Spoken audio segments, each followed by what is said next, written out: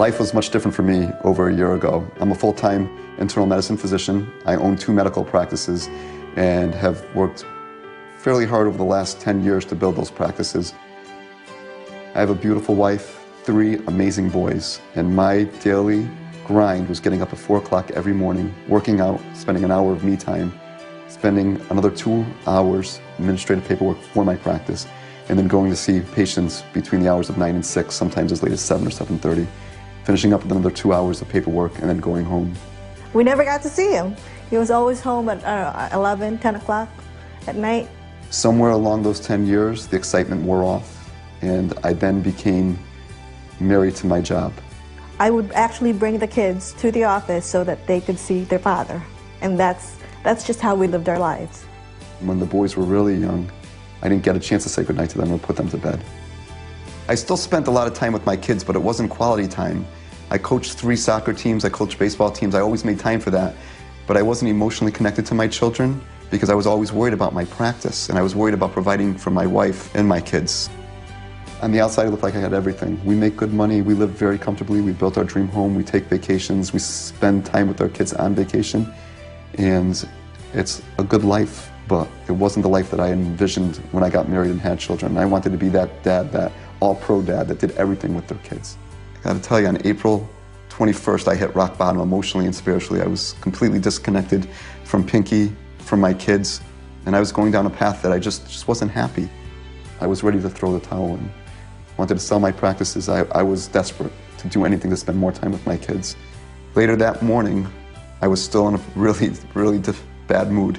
I was ran behind most of the afternoon, and walked into exam room 7, and there were cards all over the exam room. There sitting on the exam table was Beth Caldwell. My upline, Tommy and Curtis, always told me to share the opportunity and the service with my most sharpest people I knew. I decided that day that I was going to share with Dr. Phil. So I did. I put my cards around the exam room, and I put the Success at Home magazine out, and I put the DVD out. Dr. Phil walked in, did a double take, and said, "What's this?" And she said she had something unbelievable to show me.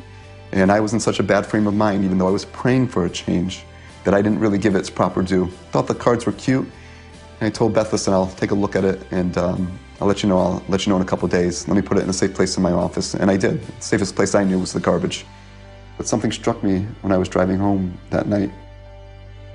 I said, why would Beth Caldwell present something to me that didn't make sense? She's a very successful business person, I know that. Why would she show me something if it wasn't worth value? So I made the second best decision in my life besides asking my wife to marry me.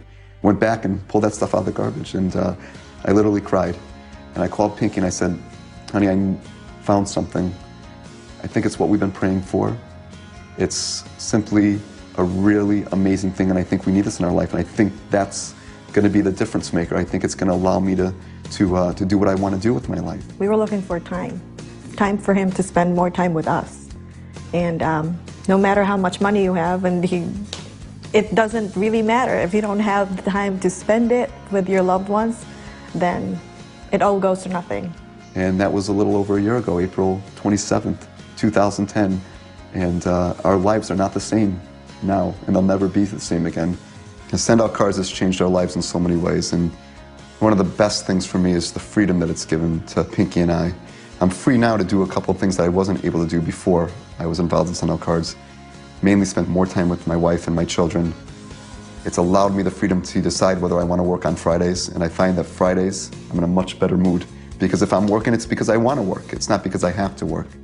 One of my dreams and goals in life was to give back to my college, and Pinky and I went to the same college. Yeah. I was fortunate enough to go on a full scholarship, and someone somewhere down the line paid for that scholarship, and it wasn't me. And what we've been able to do, because we're now involved in Send Out Cards, which we weren't able to do before with my medical practices, we were able to pledge $25,000 over the course of the next few years to fund a student center for St. Peter's College. And that's just going to be the start of many, because we have even bigger dreams than that. And that, I have to tell you, feels amazing. When we know that we're going to be able to affect the life of someone that is now coming into St. Peter's College the way that mine was affected, that is pretty cool stuff.